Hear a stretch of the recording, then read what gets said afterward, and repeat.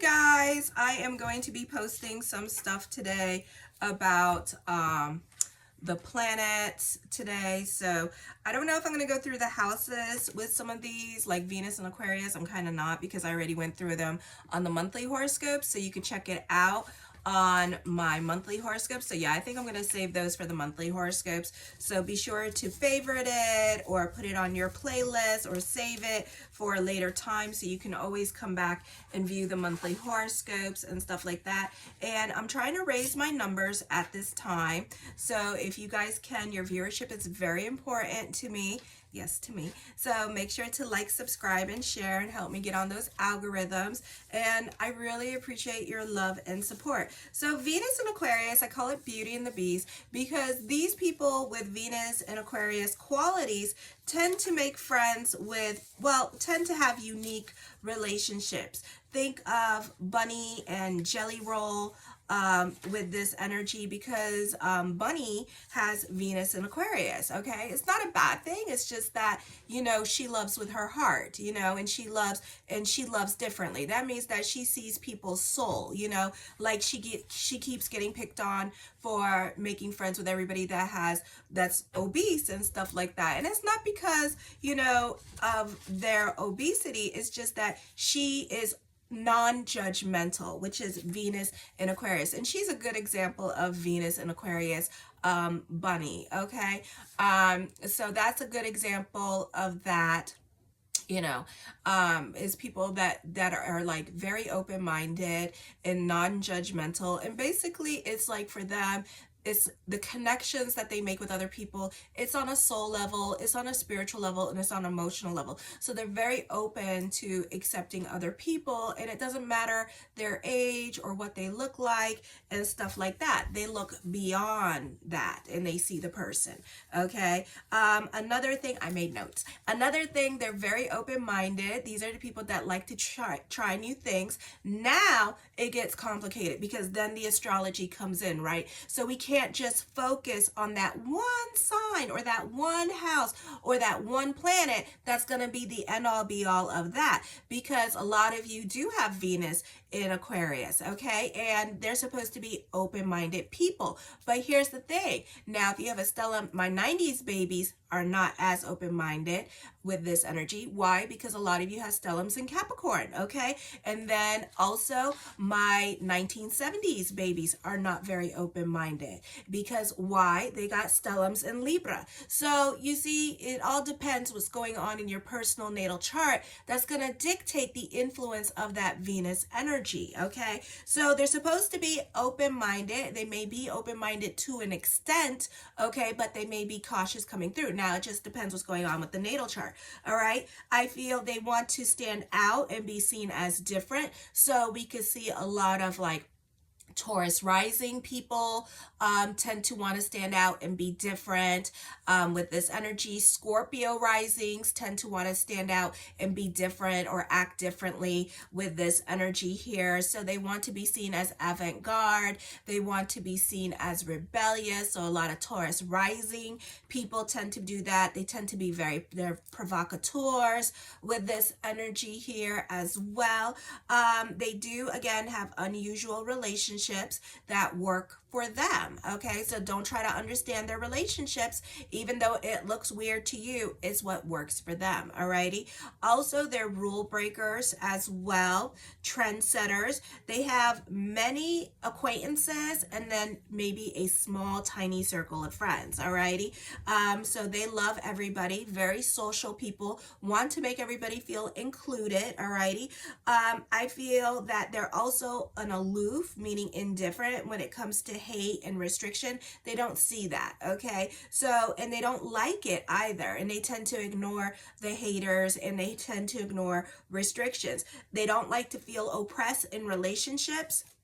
So once you start bossing them around and start dictating to them any kind of orders, or if they feel restrict, or even they don't even have, the person don't even have to do nothing, and the fact it could be like money that makes them feel restricted, and then they'll take it out on their relationships. So yeah, so they can feel easily oppressed and restricted.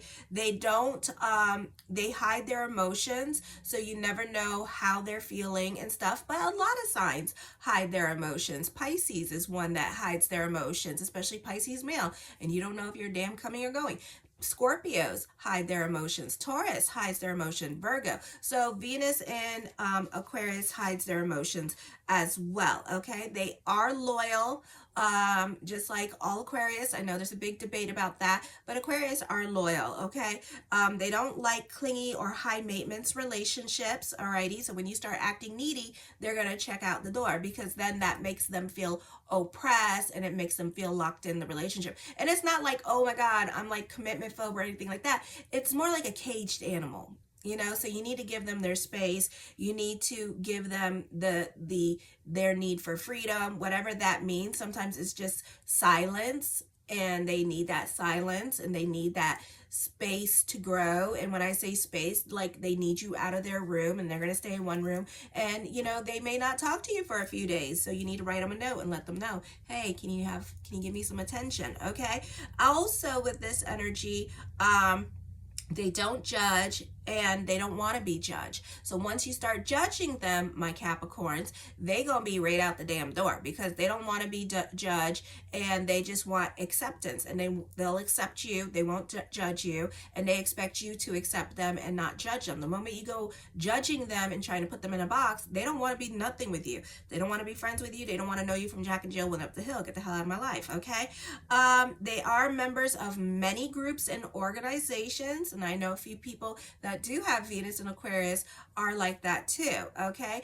And again, Bunny is a good example of that. Okay. Like, she has her podcast, and then she travels with her husband, and you know, and she got all these different things doing and dipping and doing, you know, and I think she got like an OnlyFans and stuff that she takes pictures on. She models, you know. It's like, so different little things like that. She's a very good example of Venus in Aquarius. I think she's like a Capricorn rising, and then her first house is Aquarius. So yeah, so that she is the best example of Venus in Aquarius, because she's dipping and doing everywhere. All right, she's part of all different groups, and she has all different groups of friends, you know. So you tend to be the kind of person that is in many different groups or many different organizations as well. Like, she's on YouTube, Facebook, social media, podcasts, you know, all of it. All right. And they are a bit of a loner, so they will at times go into hermit mode with this energies. And, you know, Pluto's also in Aquarius, so there are periods of time where they just need to go into hermit mode, because all this dipping and doing and stuff is exhausting, okay? All this interactions with other humans is exhausting, okay? All this PC, politically correct namaste, that is damn exhausting, okay? So they easily get exhausted from that as well.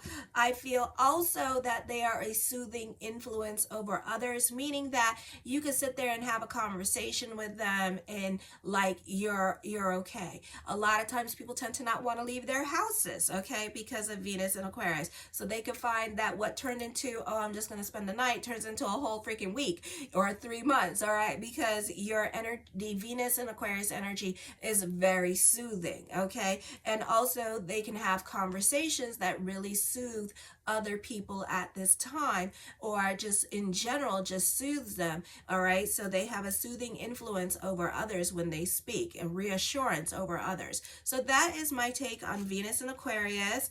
I am going to go ahead and do North Node in Pisces in a little bit here, because I'm really feeling very confident about them as well. I'm going to talk about Neptune and Aquarius no, Neptune in Aquarius. Oh my gosh, Neptune in Aries, and through the signs, because it's going to have a different conversation with the houses. Okay, so stay tuned to that. Show your love and support to your girl Marie. Tonight I'll be doing daily horoscopes. Tomorrow I'll be on my membership page doing my tarot scopes for the individual person. It's just based on the tarot. I am available for consultations. If you would like a 6-month report, yearly report, $20 email reading, check it out. Show your love and support to your girl Marie. Make sure to like, subscribe, and share. Kisses. Mwah.